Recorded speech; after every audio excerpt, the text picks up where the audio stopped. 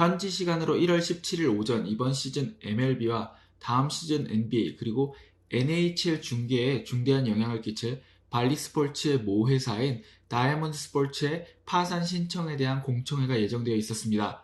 여기에는 MLB, NBA 그리고 NHL의 변호사들과 대표인단이 참석했고 다이아몬드 스포츠의 변호인단과 대표들도 있었습니다. 하지만 아무도 생각하지 못했던 이름이 나오면서 이 공청회는 이틀 뒤인 1월 19일로 연기되었습니다. 다이아몬드 스포츠의 변호인은 아마존이 현재 회생을 위해서 필요한 자금인 4억 5천만 달러 중 1억 1,500만 달러를 즉시 지불하고 후에 5천만 달러를 추가로 지급하면서 다이아몬드 스포츠의 지분을 사들인 뒤 아마존의 스트리밍 서비스인 아마존 프라임을 통해서 다이아몬드 스포츠가 가지고 있는 스포츠 팀들의 중계를 직접 하겠다는 의사를 전해왔는데요. MLB의 변호인인 짐 브롬리는 디 애슬레틱과의 인터뷰를 통해서 놀랍다. 우리는 이것에 대해서 전혀 몰랐다 라고 밝혔으며 NBA와 NHL의 변호인들 역시도 아마존의 이러한 계획에 대해서 전혀 몰랐던 것으로 알려졌습니다.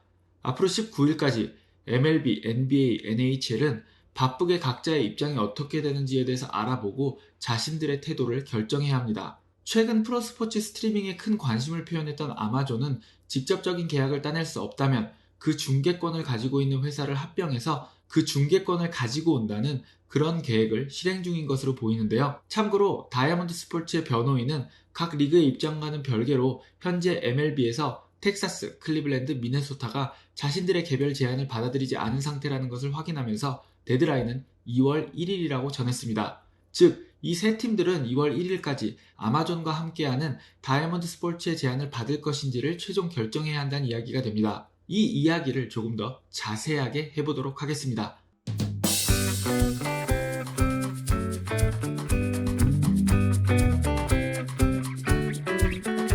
우선 MLB, NBA 그리고 NHL은 모두 현재 상황에 대한 입장이 조금씩 다를 것으로 예상됩니다. 참고로 아마존은 2024년만 아니라 각 팀들과 가지고 있는 중계권을 연장하려는 생각을 하고 있다고 합니다. 그리고 이 경기들을 모두 아마존 프라임으로 스트리밍 서비스를 하게 되면 조금은 골치 아픈 문제가 발생하게 됩니다. MLB의 상황에 집중하면서 한번 이야기를 해보도록 하겠습니다. 저는 지속적으로 이 문제와 관련된 영상을 만들어 왔는데요. 저는 이 영상들에서 이게 큰 위기이긴 하지만 자체 중계 능력이 있는 MLB는 오히려 이 위기를 기회로 삼아서 오랜 동안 큰 고민이었던 블랙아웃을 없애고 지역 스포츠 중계권자들인 RSN과의 관계를 끊을 기회로 생각하고 있다고 했습니다. 그리고 실제로 MLB는 현재는 손해가 되겠지만 이 과정을 통해서 궁극적으로는 중앙 통제 시스템을 갖추고 있는 NFL의 모델을 따라가려고 준비 중이었습니다. 이 주제는 제가 지속적으로 이야기를 해왔기 때문에 12월과 1월 초에도 준비했었지만 도무지 사치세와 셀러리캡이라는 단어 없이는 설명이 불가능한 이야기들이었고 요즘 들어서 사치세와 셀러리캡이라는 단어가 정말 민감한 단어라는 생각에 잠시 보류해 두었었습니다. 왜냐면 저 맨날 혼날 순 없잖아요. 그렇죠? 하지만 이렇게 아마존이 등장하면서 더 이상은 피해갈 수 없게 된 주제 같습니다. 가장 최근에 프로스포츠 CBA 협상이었던 NBA 협상에서 가장 뜨거운 주제는 NBA 사무국이 하드캡 도입에 성공할 것이냐의 문제였는데요. 맨프레드는 공개적으로 NBA CBA 협상을 주목하고 있으며 이 협상의 결론에 따라서 MLB도 입장이 정리될 것이라는 이야기를 했었습니다.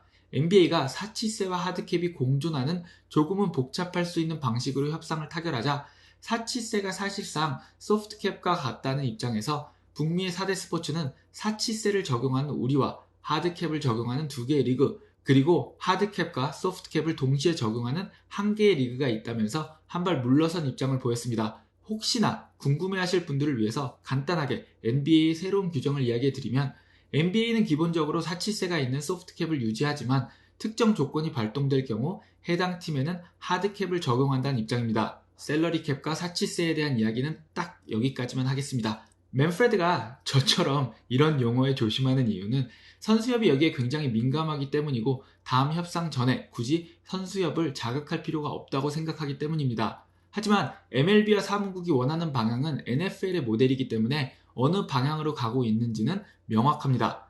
이 이야기가 왜 중요하냐면 하드캡을 적용하고 있고 중앙 통제 시스템인 NFL의 모델을 따라가려면 RSN과의 고리를 끊고 블랙아웃을 없애야 하는데 그래서 이 기회에 손해를 감수하고 발리스포츠와 계약한 팀들을 하나 둘 메이저리그의 직접 중계 시스템 안에 합류시키고 MLB.com을 통해서 블랙아웃 없이 모든 팀의 중계를 시청할 수 있게 하려고 하는데 어디서 갑자기 아마존이 등장해 버린 것입니다. 실제로 저번 시즌 마지막 2달 애리조나 다이아몬드백스의 중계는 블랙아웃 없이 미국 전역에 동시 중계가 되었습니다. 문제는 아마존의 자금력은 다이아몬드 스포츠와는 비교할 수 없고 아마존이 이들 팀들과 중계권 연장 계약을 체결해버리면 MLB의 계획은 틀어지게 되는 건데요. 실제로 MLB는 프로스포츠들 중에서는 리그에서 운영하는 앱을 통해서 라이브 스트리밍으로 중계를 보는 팬의 비중이 가장 많습니다. 그렇기 때문에 이런 계획이 더 가능하다고 생각했었는데 아마존이라는 큰 산을 만난 것입니다. 하지만 발리 스포츠와 계약되어 있었던 팀들 입장에서 보면 돈의 흐름에 대한 숨통이 트일 수 있는 소식이기 때문에 아마도 아마존의 제안을 뿌리치는 것은 쉽지 않을 것입니다.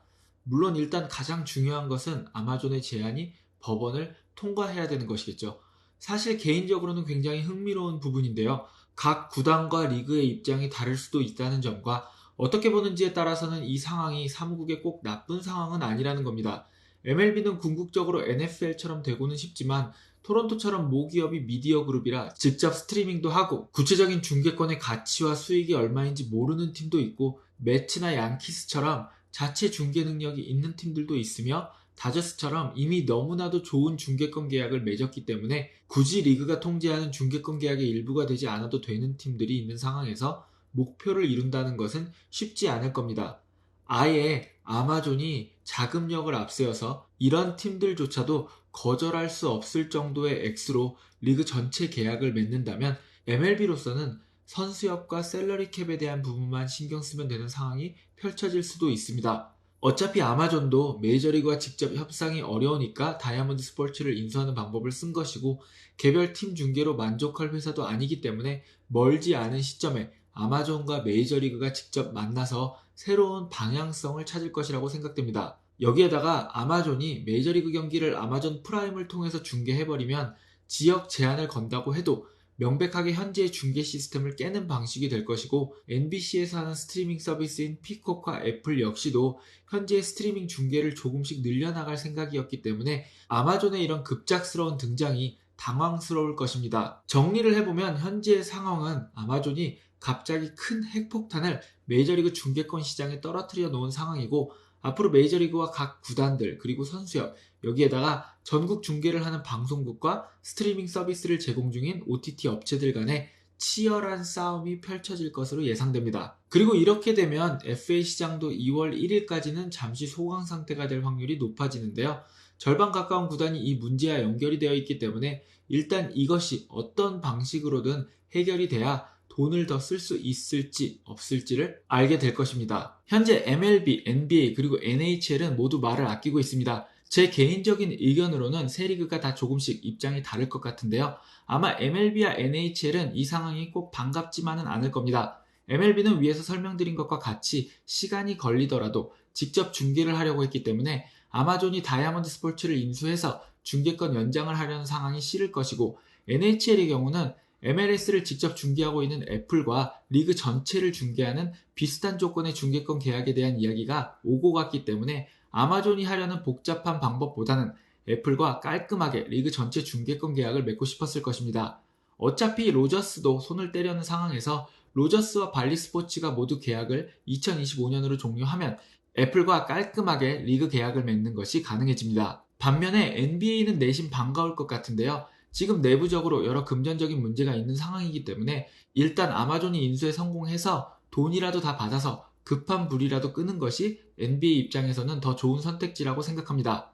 여러분은 어떠세요? 저는 이런 이야기가 진짜 재밌습니다. 일단 1월 19일까지 기다려보면 조금 더 자세한 이야기가 나올 것이고 2월 1일이 지나고 나면 상황에 따라서는 스넬과 벨린저에게 큰 계약을 줄 구단이 나타날지도 모르겠습니다. 저는 야구야구의 이승용이었고요. 여러분 모두 좋은 하루 보내세요.